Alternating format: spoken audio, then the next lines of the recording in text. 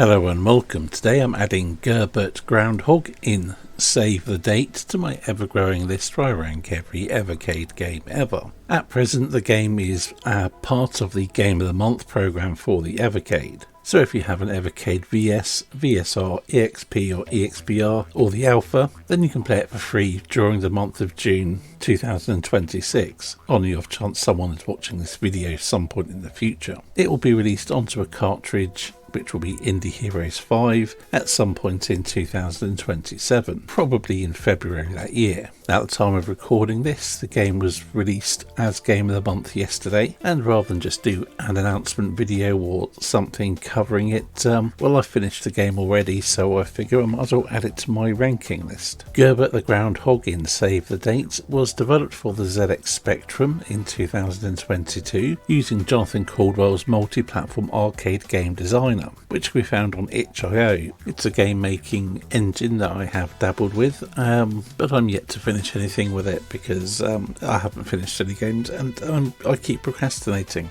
Anyway, Gherbert Groundhog does mark the first ZX Spectrum game that will come to an Indie Heroes collection, and it's interesting because although we did have Biomenace Remastered as Game of the Month a couple of months ago, this is the first fully home computer game to come to an Indie Heroes collection, as all the others have been console games or have run natively on the Evercade, such as Biomenace Remastered, Donut Dodo, Murtop and Bubble Seahorse Adventures. So it makes me wonder if we're ever likely to see a Home Computer Heroes again, or if they've just merged it into the Indie Heroes series. I guess we'll find out in time. Naturally, being a homebrew or indie game or whatever you want to call it, Gherbert Groundhog is not a game I have any nostalgia for. I'd never even heard of it before it was announced as Game of the Month, but it is clearly paying homage to games like Monty Mole and Jet Set Willy and many other ZX Spectrum arcade adventures. So although there's no nostalgia for the game, it does certainly invoke some Spectrum nostalgia.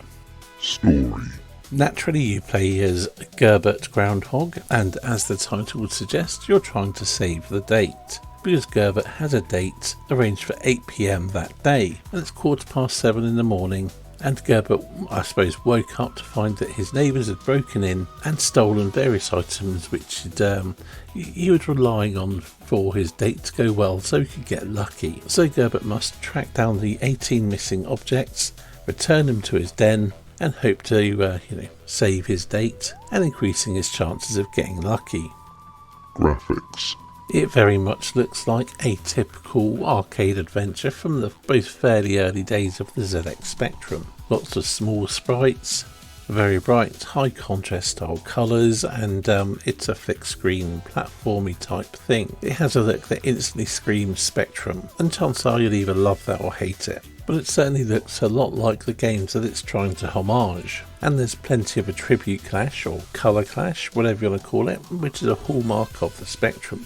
So personally, I like the way it looks. Again, it's my childhood right there. But to put a more critical eye on it, the screens can be busy. At times it can be hard to tell what you can jump on, what's going to be an obstacle and what's just background noise. Although I think this is partially intentional to make things more challenging. But I think it's safe to say that if you're not someone that grew up with the ZX Spectrum, these graphics won't wow you or impress you in any way. Sound and music. The Spectrum really didn't have very impressive sounds, largely just having a beeper. And that's apparent here, although there is a little bit of music and it's done quite well, at least within the constraints of the hardware. The sound effects themselves are fairly minimal, but they're not offensive to the ear like some Spectrum games which were very high pitched and shrill. These are, they're there and they're fine, I guess, but there's really not much to speak about. Gameplay. Being a homage to the likes of Manic Miner, Jet Set Willy and the various Monty Mole games, it does play quite a bit like those. You have flick screen platforming, small sprites, enemies with very simple movement patterns, and plenty of things to collect. But unlike those games, you don't have a fixed jump, and I would say that Gherbert generally controls better than either Monty Mole or Miner Willy, which I guess is a side effect of more modern game design. There are some downsides. Some of the platforming can require a fair bit of precision, and some edges you might get stuck on, but I didn't find it a deal breaker or game breaking at all. It just felt natural, really. I suppose being used to the games that this was based upon having somewhat flawed controls.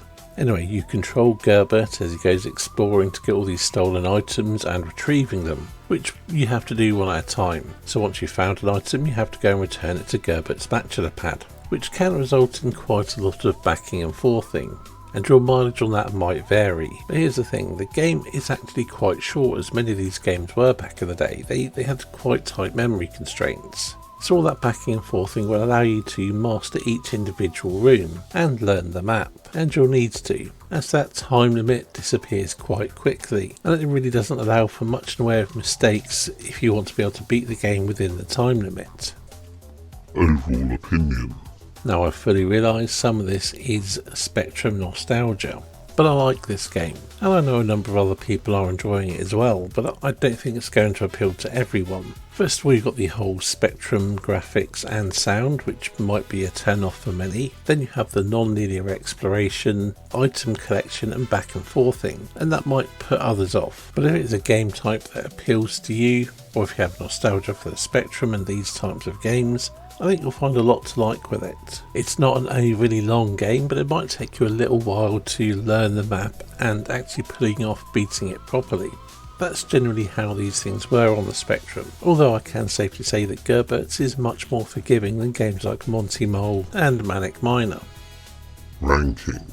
So placing Gherbert Groundhog in Save the Date on my ever-growing list where I rank every Evercade game ever, I've elected to put it above the Fairyland story but below Switchblade, placing it at 195 out of 436 games that I've ranked so far. Anyway, I think that's about it for this video, so thank you for watching and I'll see you on the next one.